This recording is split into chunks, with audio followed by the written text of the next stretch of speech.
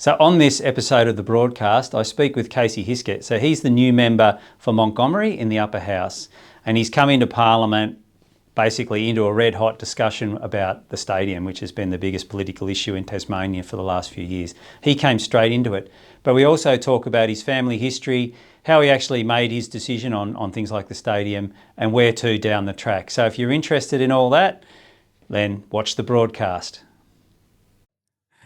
So welcome back to the broadcast, and today on the show I've got Casey Hiscutt. He's the member for the Legislative Council for the seat of Montgomery. G'day, Casey. How are you? Yeah, very well, thank you, Shane, and thank you very much for having me.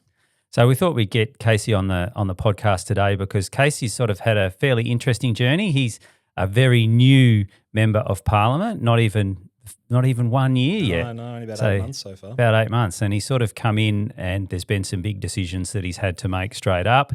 And he's also got a young family, and I'm just really interested to see what it's like coming in off a long run and then suddenly being in the important chair. So, Casey, just tell us a bit about yourself.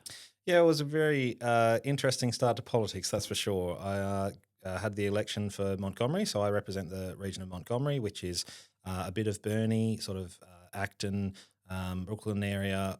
Then it includes all of the Central Coast municipality, Ulverston, Penguin and the Hinterlands.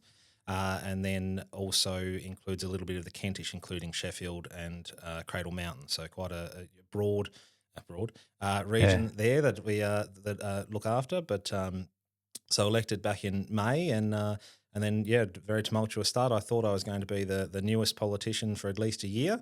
And then on my first sitting week, the budget was handed down, and it was made known that there was going to be no confidence motion. And then that happened my second sitting week, that the Parliament was prorogued. And then after what was happening next, I was very. This doesn't happen very often. I'm like, it's my first week. What's going on?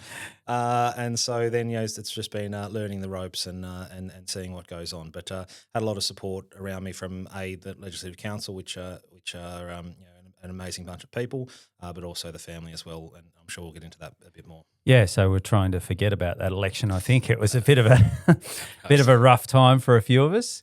So. The upper house too, so we better just clear up that that's a chunk of the northwest of Tasmania is where the seat of Montgomery is. It's actually quite a weird shaped electorate when you think about it. So it runs along the coast and then sort of ducks inland and pulls in Sheffield.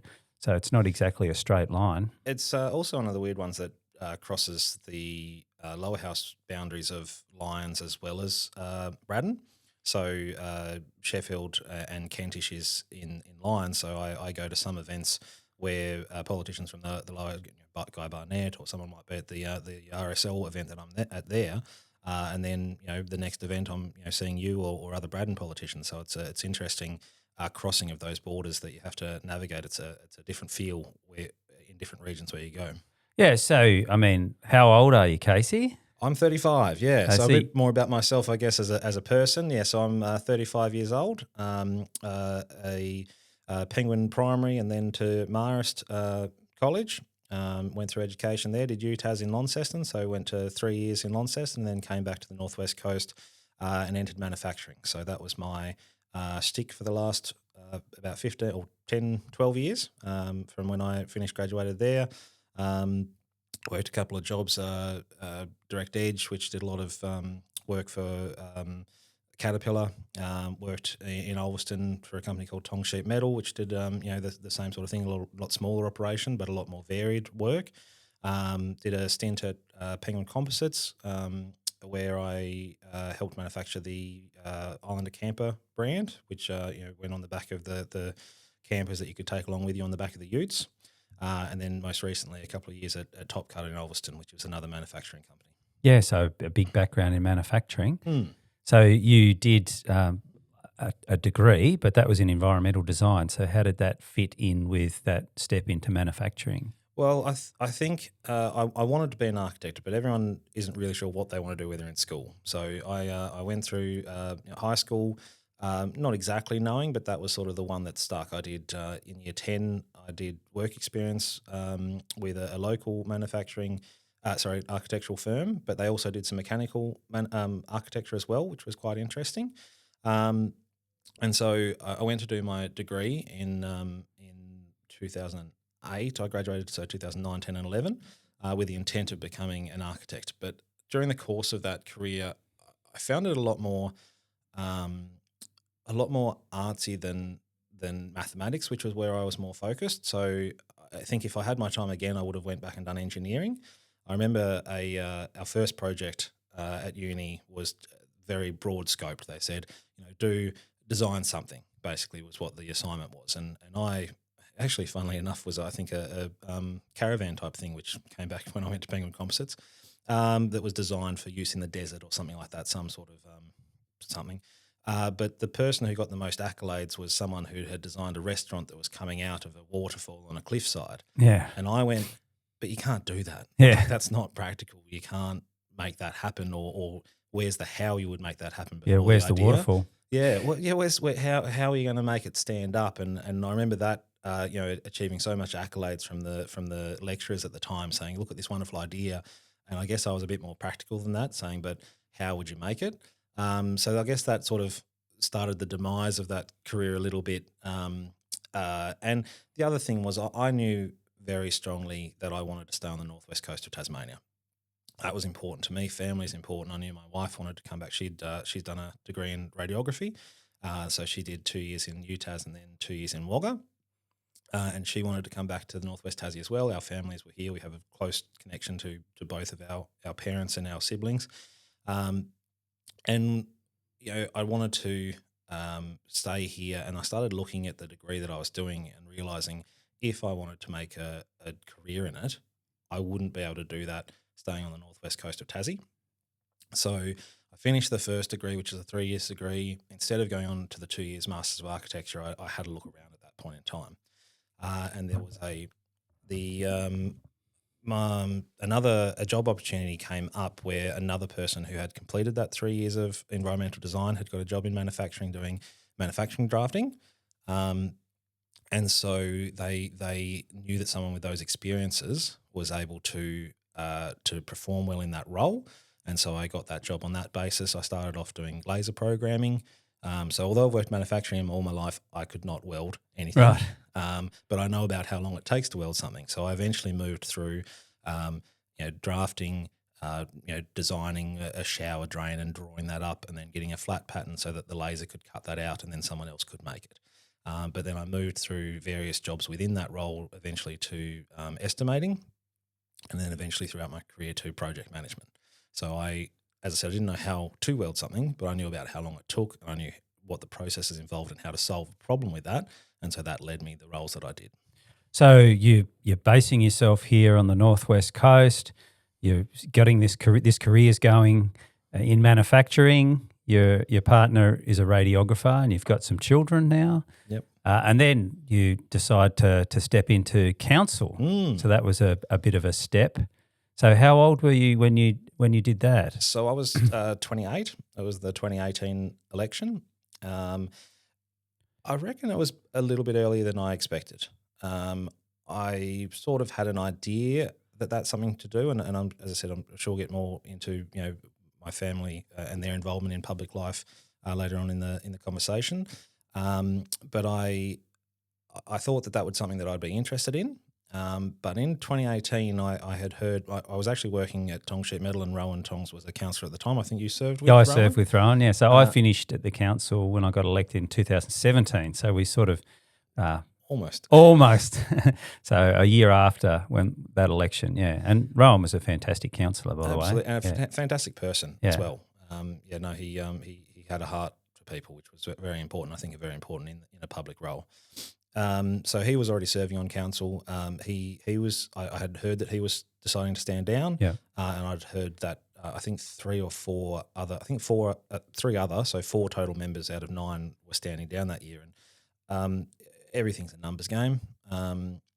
There's 9 councillors elected in Central Coast Council. I knew if there's 4 leaving, you might not get that opportunity to get new councillors in as often. I went, let's put my hand up. I didn't. I ran a campaign. Everything I put my mind to, I do it as hard as I can. So I won't say I put my hand up and just saw what happened. I certainly tried to get elected. But I was actually elected 9th out of 9. And I was actually, as the votes were being cut up, I actually ended up at a point at 10th when 11th got cut up. And I was, we can get deep into how the system works, but I was actually only 1.84 votes above 11th when I was 10th. So if one person had have put me 9th and that person 8th, as opposed to me 8th and that person 9th, I wouldn't have got elected.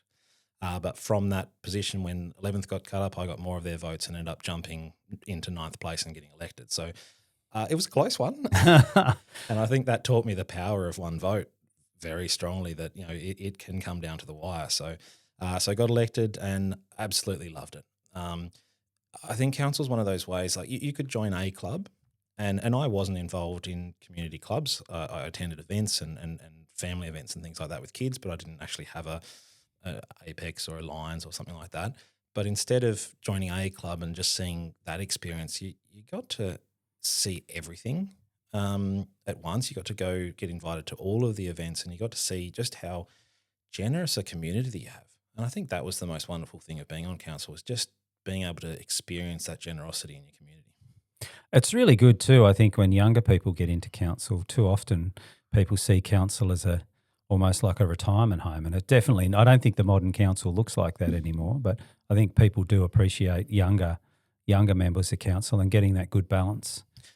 And I think it's hard. I mean, at the end of the day, all elections are popularity contests. I mean, that we like to think we're there because we're a good person, we try, and we are, because that's how you get people to vote for you if you are a nice person. But at the end of the day, that's what it is. And that's why it's, I think, so much harder for young people, because you haven't had 30 more years to make connections with people. I give the example of, in 2022, I ran for deputy mayor and was unsuccessful.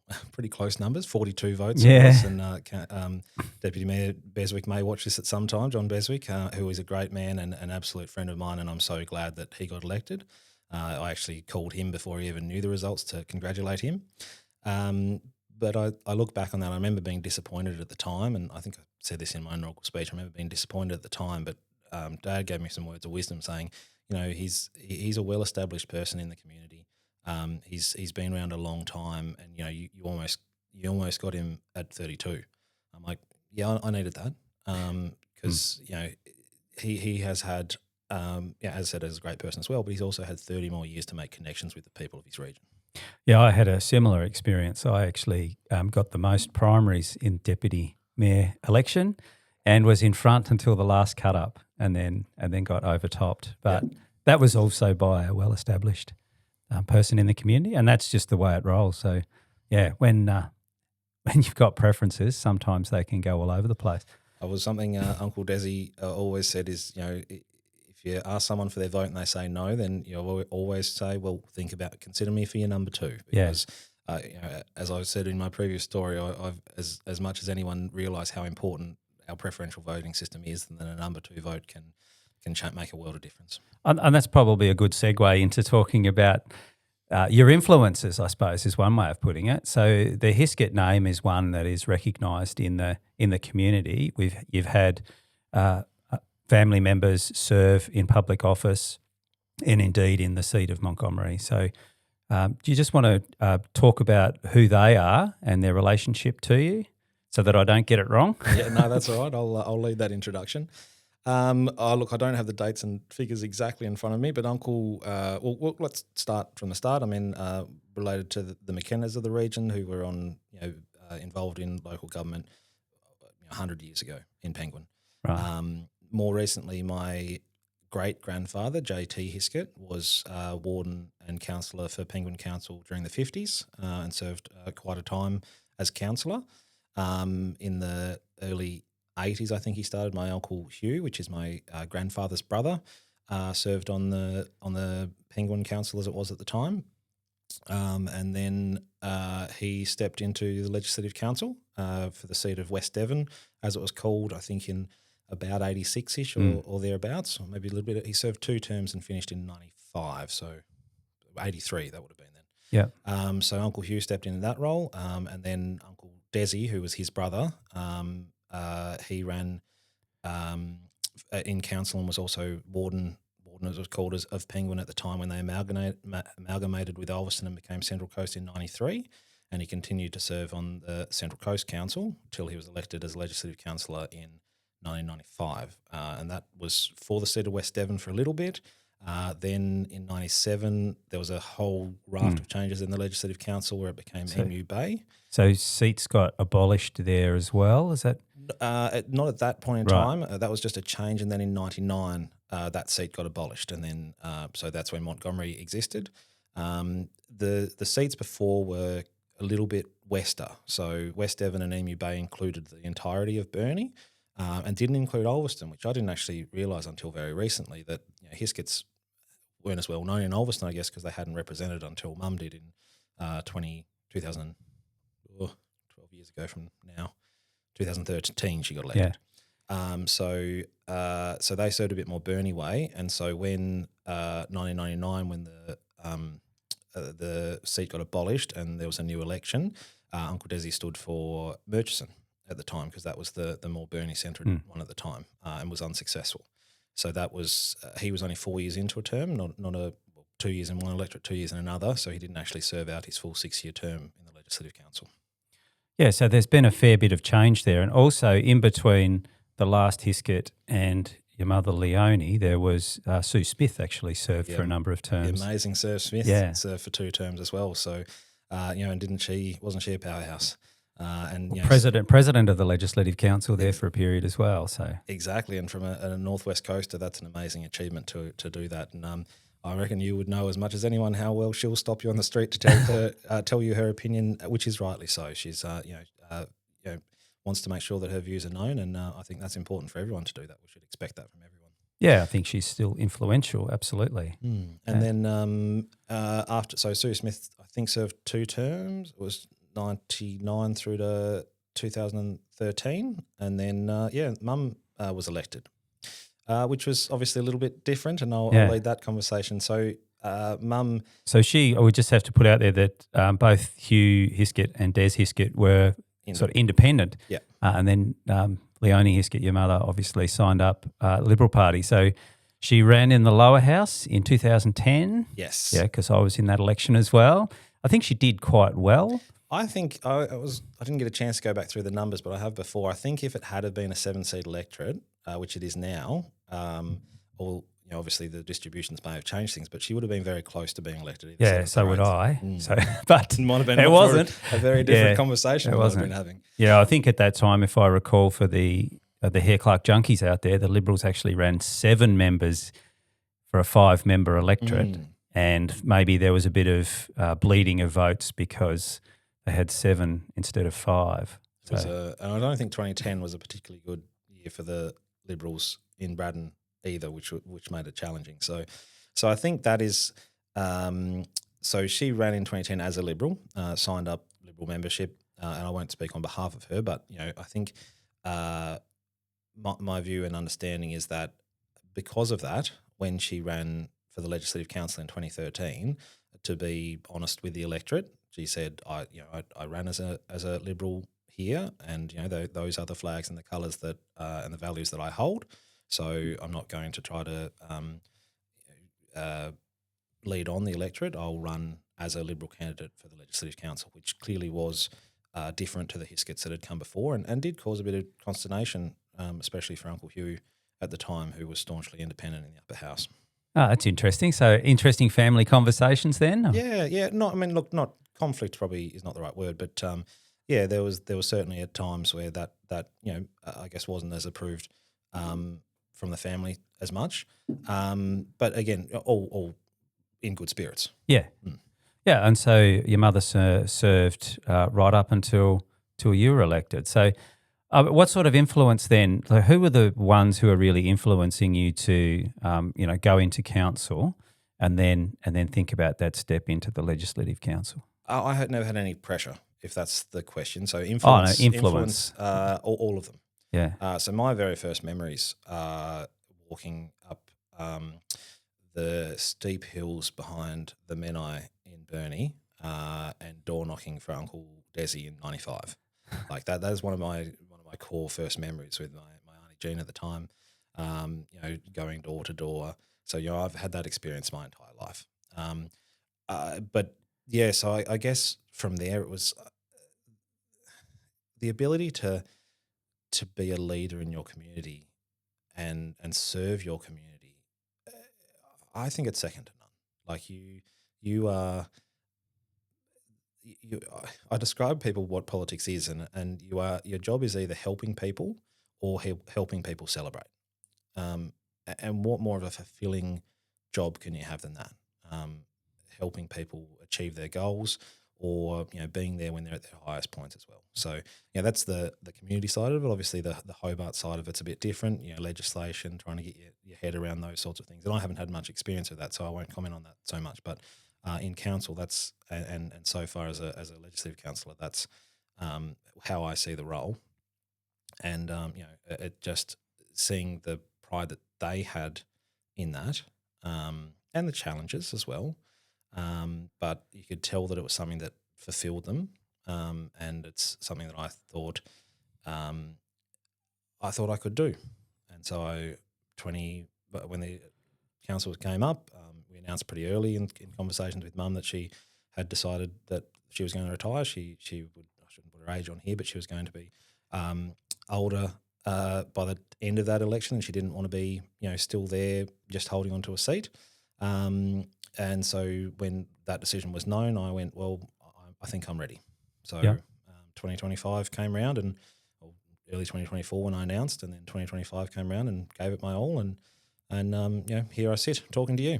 Yeah, so what were people thinking then in terms of, well, are you going to run as a Liberal, or so you made it pretty clear straight up that you were going to be an independent, but were there some comments saying, what are you doing here? Or did you get approached and say, look, do you want to run as a Liberal? Or I was never approached, but that was because I'd made it pretty clear through the channels that I was unapproachable. So there was never any pressure or conversation around that. But, I guess I'd had that conversation. I knew that that's what I wanted to be as an independent, and I'd had that conversation clearly with Mum. So I imagine through the connections that she had in the Liberal Party, they didn't bother trying to recruit me to that party. That's how I see the Legislative Council, and as I said, all due to respect to Mum and what she did as a Liberal in the Legislative Council. And I think some party members are there. I think it's hard to push the government agenda without some party members there. I think that's healthy for it. But my view has always been that the Legislative Council should be independent because it is the House of Review, and it's hard to give an opinion on something or change something that needs to be changed if you've already decided in the lower house, if your party has already decided in the lower house we agree or don't agree. For example, if the opposition had said no to something, then are they going to support something in the upper house if you've amended it when they've already made a philosophical decision to say no to it? Then they've got to run, was that amendment okay? Was that fit? I just that's not how I see the upper house. And so that's always been my view, and that's influenced by Hugh and Desi. They were certainly the influences to make me run that, or to help me make that decision. But also in Tasmania, the numbers are actually quite small in the upper house, aren't they? So 15. So what have we got now? We've got 3 Labor members, and is it 3 Liberals? 3 Liberals. 1 Green. And 1 Green. So half or 7 out of the 15 are party bound. So does that, and I suppose we can talk about it maybe now's a good time, but that puts a lot of pressure on the independents. If the parties have already made their position clear, then the parties aren't going to change their mind. The people who could change their mind are the independents. So let's focus on the independents and lobby the independents and get stuck into them. And I think it also makes it hard when I consider myself a true independent. I mean, all independents are. I guess I consider myself a middle independent. And so I guess I expect pressure because I'm very swayable. We haven't had a hell of a lot of Parliament last year, but it was very intense what we did have. But even on the smaller issues, I certainly found myself getting into, right, it's time for the third reading. Which way am I going to vote? Because I guess they're important. All of our decisions are important. And, I was making that decision after doing as much research as I could, but it was genuinely listening to the debate that was being had and then deciding which way I was going to go on those issues. So what sort of support then have you got around you to help you in making that decision? So, you're obviously dealing with when Parliament actually is sitting and we're not going to early elections. You've got legislation that's propped in front of you and you have to make a decision on. So we have a party structure. So we obviously have shadow ministers who can do all the briefings and get the background and understand where stakeholders are at and present an option to the party. So in the end, if we're not the shadow minister, we are having that discussion right at the end point with all the information presented to us, whereas you've got to go through everything by yourself and make a decision by yourself. So what sort of support have you got around you to help you with that? The question you asked on what support I have around that is zero. No, we have nothing. So I have an electoral officer, but she's quite busy dealing with constituents and other issues that walk in the door, not policy advice. That's not what her role is. So no, at this stage, we have just had a slight change in structure with the Legislative Council employees, and I'm not quite sure what that looks like yet. But to this point, it's nothing. So it is look at that legislation, read as much as you can, try to understand it as much as you can. It's approach outside sources, try to engage experts if you can, and get that information. But you are doing the work. So you've got support within the Legislative Council in terms of getting briefings. You've got the library. You've got the LegCo staff. So how do you tap into those resources? Again, I'm still learning that. The library is an area that I think could be utilised a lot more because that's a service available to all parliamentarians. And yes, briefings that the government provide. Providing information on both sides of arguments, which is really good that we receive that, but it's led through the leader of the government and their agenda. But no, outside of that, there's not a policy advisor behind me who says that reads through the legislation and tells me what the salient points are. So have you got that sort of chit chat between the other LegCo members? So what do you think about this? Yeah, member for X. Yeah, that's good, and I think especially when you've got legislation that's not relevant, but not influential in your region. That's something that I try to get a bit more advice on, and that is something I alluded to earlier. Is that the Legislative Council, other legislative councillors have been superb. I think I'm in a recognising the place that I'm in with Mum's influence there before me. That she had a lot of respect across the table from all parties and independents within the Legislative Council, and I felt like I've walked into a room where I already have got that respect that she had, and I just need to maintain it,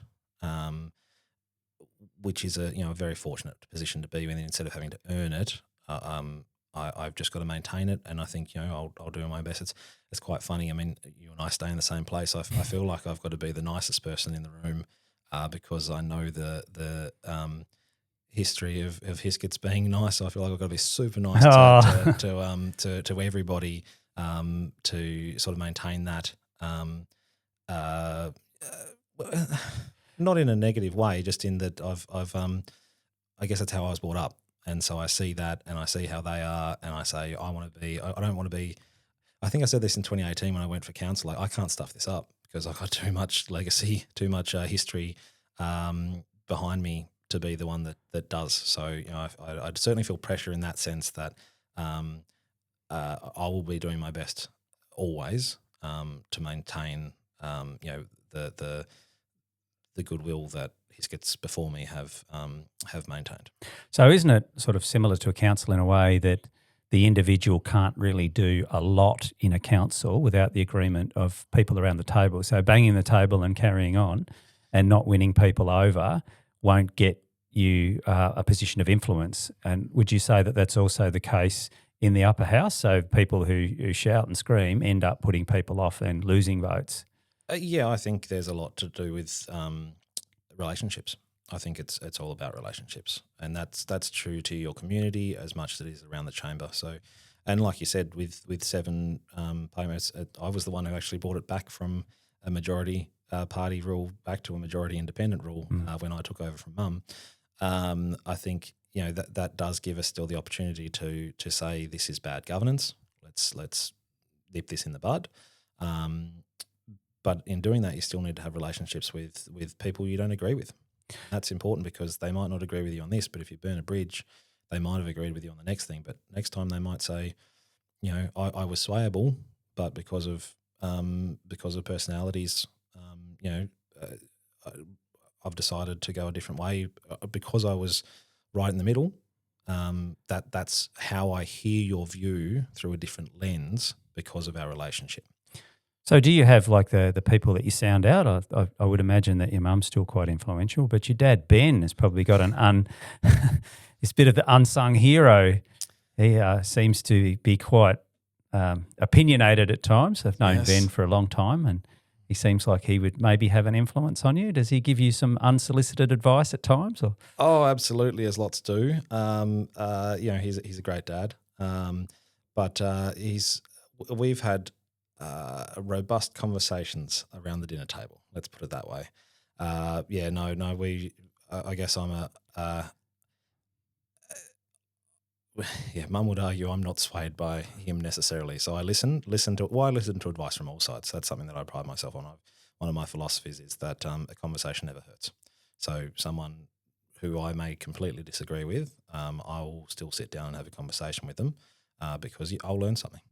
I'll learn something that'll either enforce or challenge my views, and that's important to do that. So he sometimes challenges my views, but he often supports them as well. So we have many conversations. Well, I think he was definitely a great support for your mother. He was a travelling companion, and I quite often was seeing him at breakfast there at Customs House before heading off to Parliament. He was very regular. Yeah, he was. I think he enjoyed his time down there, and I think it goes back to the group of legislative councillors that we have there that they would all get along, and many partners come to the chambers afterwards for conversations as well. So you're not just interacting with the person, but you're interacting with their family as well.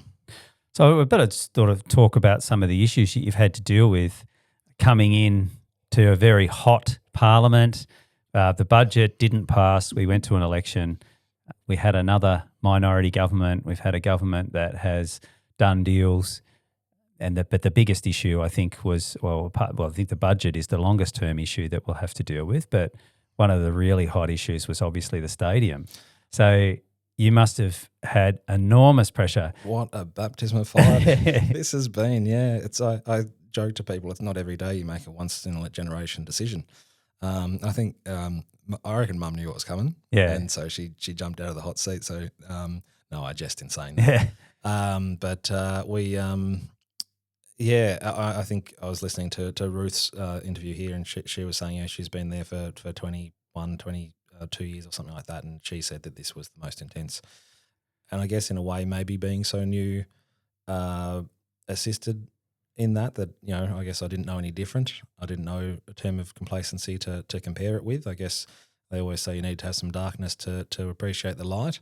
I guess I hadn't had anything else, so I just jumped straight into that. But look, the way I philosophize it was that if I wasn't making the decision, then someone else would be.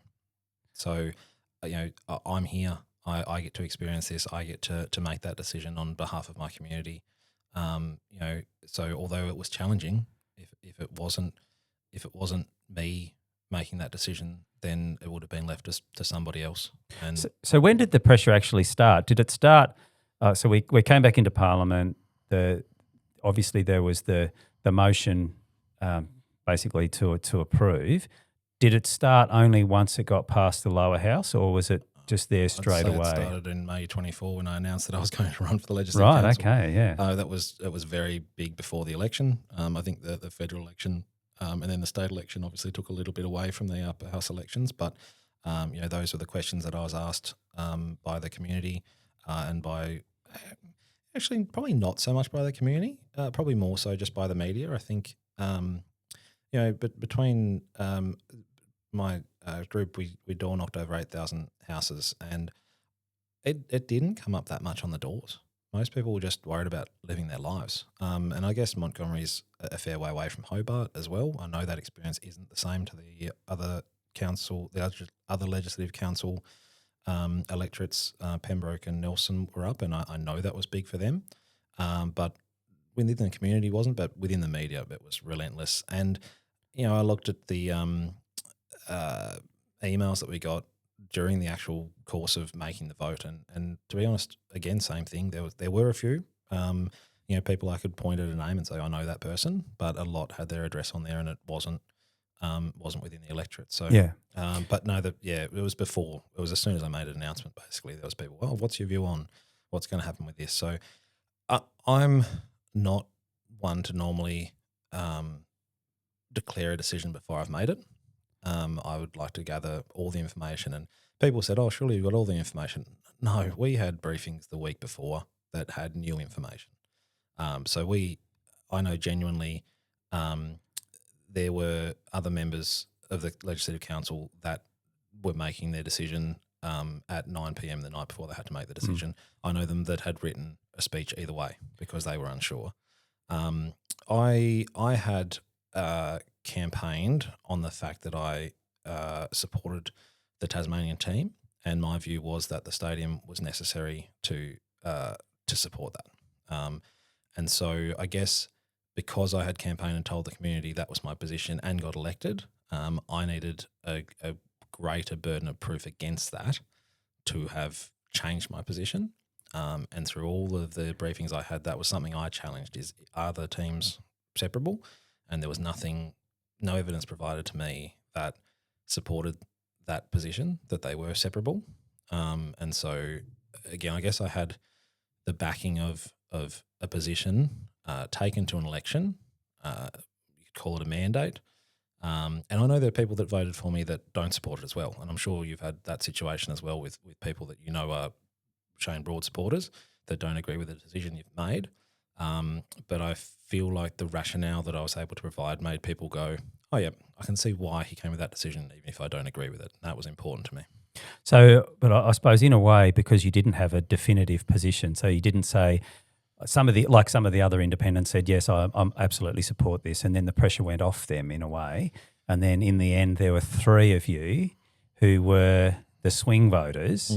So that must have just ramped up the pressure again. It was intense, yeah. I imagine the amount of emails some of the others received were certainly less than what we received. And look, it wasn't out of any other reason that I didn't know for sure, because I was still looking for that evidence. And I'm not comfortable. I think it was.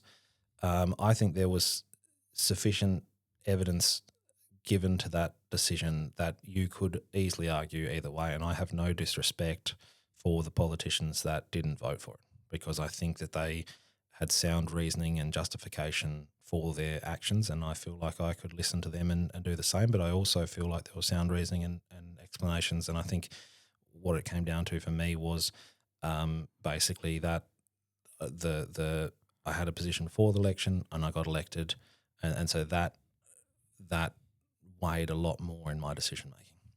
So obviously that's past us now. So interesting, now we've got to get on with the whole delivery phase, which would be a challenge in itself, as we've seen just across the river from here in Devonport, getting the new port facilities going. That was one of the reasons it made it a hard decision. I know that much. Yeah, okay. Well, you want to talk about that then, that the delivery phase was worrying you, was it, in terms of making a stadium decision? Yes, and I guess that's the thing that I tried to make clear in my speech about it, is that I don't think the decision to have the stadium and a Tasmanian team is a bad decision. The people responsible for putting that together is the government. So they've made a decision, and I think the decision is right, but the doing of it is their responsibility, and so they should be held accountable by the government, by the people of Tasmania, if they don't do a good job. And I hope that lessons have been learned, and I think also the fact that it is in Hobart, it is in front of everyone's face, will make a difference, because I think Devonport, it's so far away from the bureaucrats that a slip up like that shouldn't, but can happen. And also the fact that, the public who was aware that it needed an extra berth to go to. Not that many people were aware of that reason, so no one questioned it. Whereas I think every decision in the stadium, everyone will be aware of what those decisions are. So therefore it gets the scrutiny before it's a problem, not after. Not to say that there won't be problems. But again, that's where in 4 years from 25, 29, when the next election, if it lasts that long, that's where the public will be able to say the government did a good job on that or they did a bad job on that. And then, all their other decisions, lots of decisions influence elections, obviously. But that's where the people of Tasmania will have their decision to say, did the government do a good job on it or not? So what do you see coming up then in Casey Hiscutt's world in the Legislative Council? What sort of decisions do you think you'll have to be making? What's sort of going to be the important issues you can see coming up this coming parliamentary year? Obviously, we've got the Greyhound Industry. That'll be a very important decision. I'll be interested to see what comes from the Greyhound Transition Committee and their recommendations on the legislation. It was interesting hearing some people say, it's a government policy, you've just got to get on and do it. And then the same people in the same question saying, no, we don't agree with that government policy, so we're going to change it. Yeah. So where that leads to, and it's an interesting one because I have no affiliation either way on that. Like, it's not something that's ever entered my realm. So it's starting from a scratch and listening to both sides and gathering the information on where that decision may lead. That's obviously a big one coming up. So just to thresh that one out a little bit, because the Legislative Council did make a decision in a way by delaying the legislation. So the legislation was supposed to have passed, which would have meant from January 1, there were all sorts of restrictions placed on the greyhound industry in terms of breeding, selling, importing dogs and so on. So the impact would have been immediate as of Jan 1, but the Legislative Council decided to wait. Do you want to just talk us through that decision? Yeah. So, or not just necessarily you, but I suppose the view of the Legco? Yeah, and it was evidenced through most of the conversation that happened by the other councillors. Basically, it just didn't feel like the Legislative Council will put its feet down when it needs to and say this has not been scrutinised. This has been rushed, and that is certainly the case. This was a decision made. Why or how, I'm not going to go into in this conversation. I don't know. I only have speculation, so I'm not going to go into that. But at the end of the day, this came down at the 11th hour. It got rushed up to us at the 11th hour, and we went, it's just not good enough to do that to the people of Tasmania, to rush legislation. So let's just take a breath, get some more information, engage the stakeholders, both pro and against, allow them to have a say and actually listen and understand what that means, and then make a decision. And I think that was important. And you think that'll go through that committee process, and so people will be able to have their say and the committee will weigh up evidence and produce a report? Yeah, my understanding is that should happen unless something's happened recently to change that. But and that committee is not about saying whether we should or shouldn't ban greyhound racing. I still haven't formed an opinion on that decision when we have to actually make that decision. That's just to say, is the legislation good or not? So let's get that part right first. Let's actually look at the legislation to ban greyhounds and make sure that at least what is coming to us is the best form of that legislation, and then we can debate whether it's good policy or not. So, but at the moment, the legislation wasn't good enough, or not. It might be right. It might be fine, but it hasn't been scrutinised enough. I mean, I remember another piece that we did late last year. I think it was the Commissioner of Inquiry or Commissioner for Children. Yes, yeah. Commissioner for Children. That was on version 26 or something like that, because it had gone back to stakeholders. It had come back. We had changed people.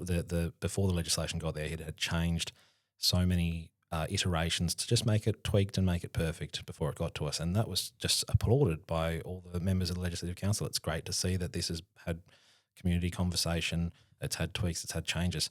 The greyhound policy just turned up and then got past the lower house and then got to us. And that's just, in my opinion, not good enough, which is why I voted to have it scrutinised more in a committee. And obviously with the establishment of the Greyhound Transition Committee, they were the right people to do it.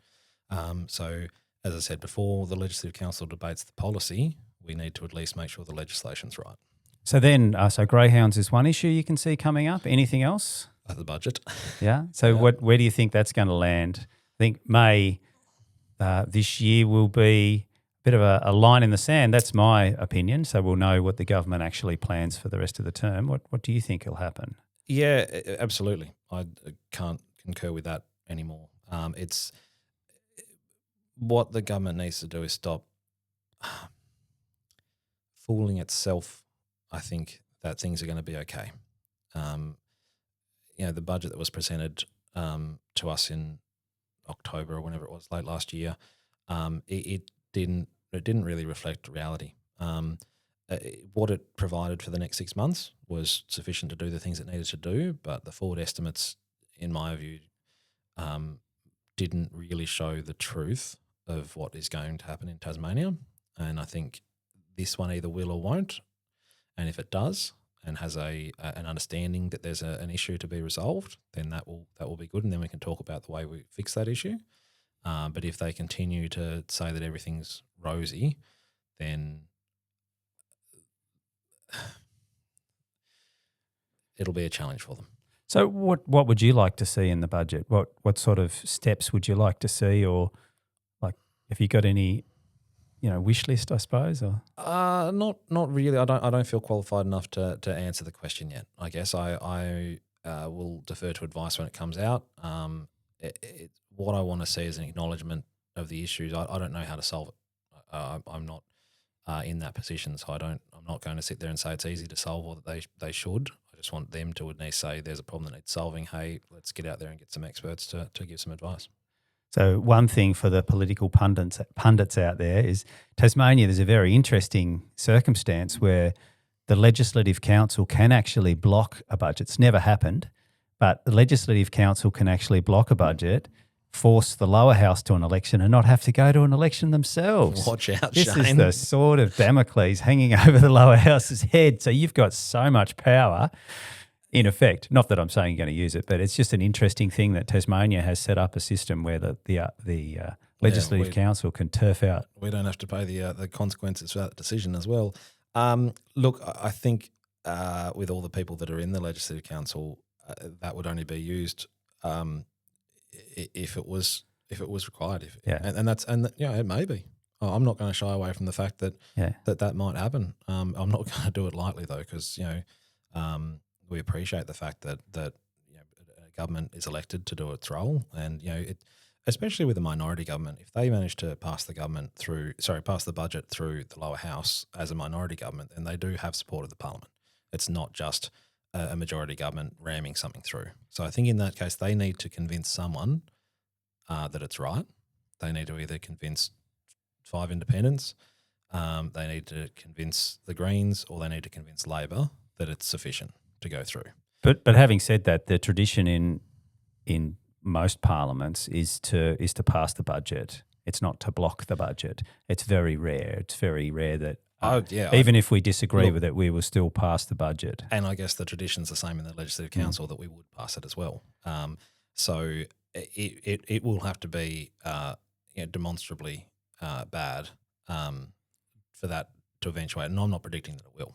I'd very much doubt that will. But I guess this is saying this is a relatively new Legislative Councillor, so I can't speak for others or know the process well enough to say, but I guess there's a point where banging your head against a brick wall, you eventually have to use some explosives to blow the wall up.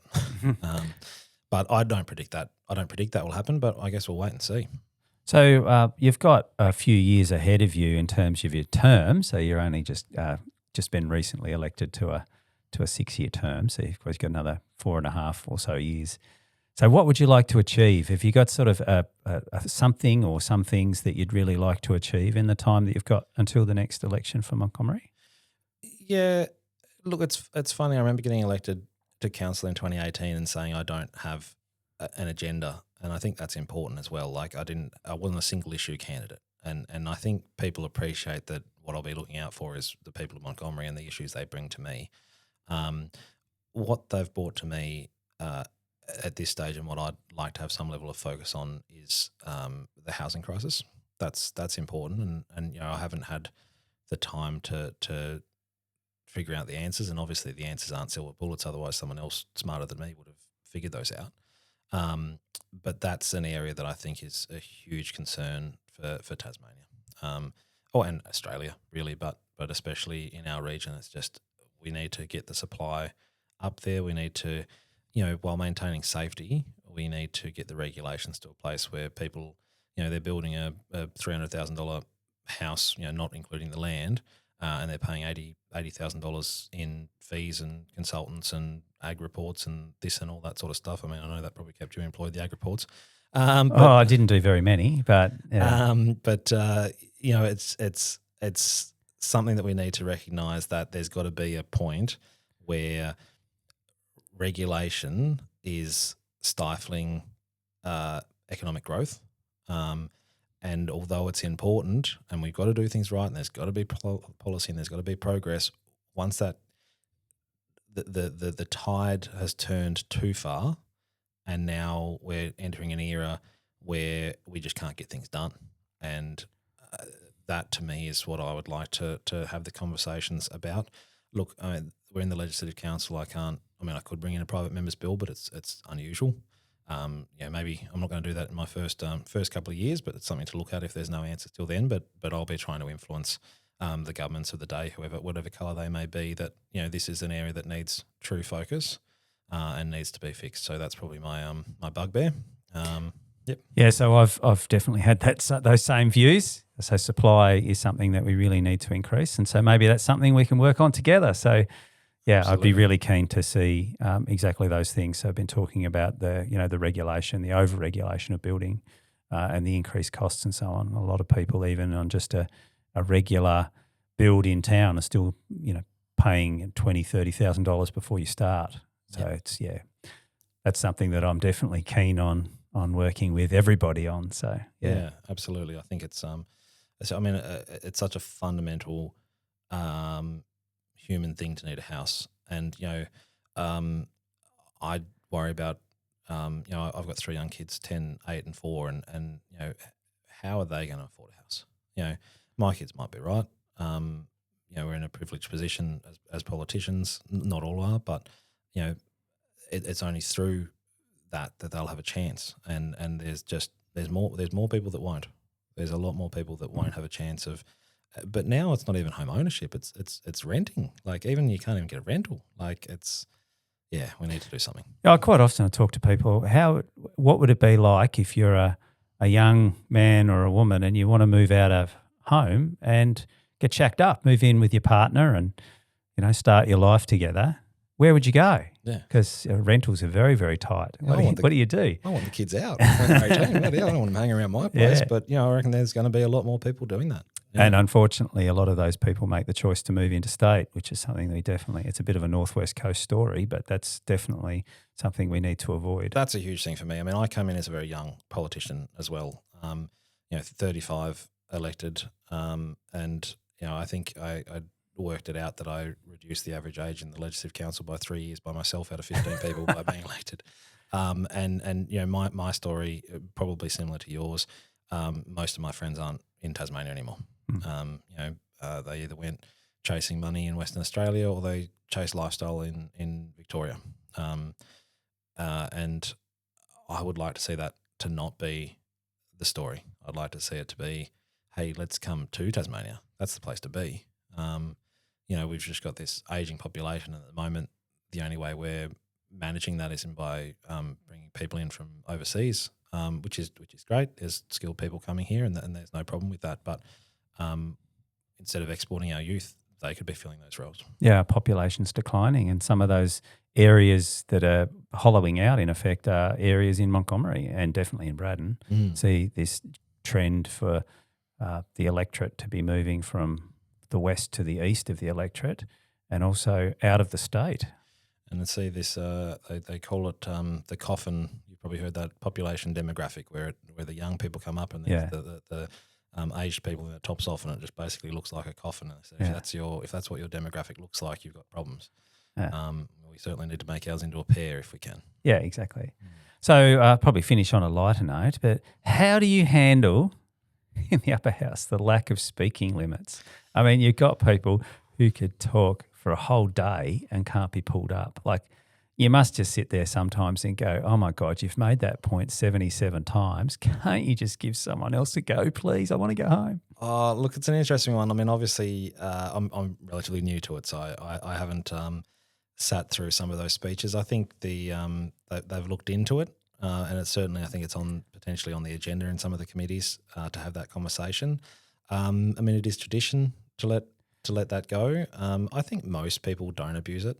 And I think that's important because I guess if you've got that one issue that you're passionate about or you want to convince people and you've got salient points to make. Look, you're being far too nice. Come on. Was there a time when you actually literally fell asleep or anything like that, or you woke up with sort of the dribble down the side? Or look, I haven't yet. Oh, hang on, they're still going. It's 3.5 hours. I sit next to Ruth and Beck Thomas, Ruth Forrest and Beck Thomas, and I gave them the warning, if I start snoring, please give me the elbow. But I haven't. That's one of my greatest fears, actually, falling asleep there. Well, I would have thought in the upper house, one of your greatest fears would have been that picture of Queen Victoria, this huge, enormous portrait that seems just hanging by a thread, falling and taking out 10 of you. The funny thing is, there's a lever just beside it, and I don't know what the lever does. And I've asked, and everyone's suggestion is if you pull the lever, the picture comes down. So if someone on the other side's starting to give me a bit of grief, then I'll just go pull the lever, just step out of the way. So I thought you were going to mention a different picture. So something we didn't get to, and I know we might be closing up soon, but I actually did youth parliament in grade 10, 11 and 12. And so in year 12, so 2008, the lower house was having a redevelopment and they did the full youth parliament in the upper house. And so because that was the only year they did that, they took a picture of them, all of us sitting around in the upper house, and that's actually hung outside the chambers since 2008. So I've actually already got my picture on the wall there, and if you want to see the sideburns and the splotch of blonde in my hair that I was rocking at the time, that's been there for since 2008. So it feels a bit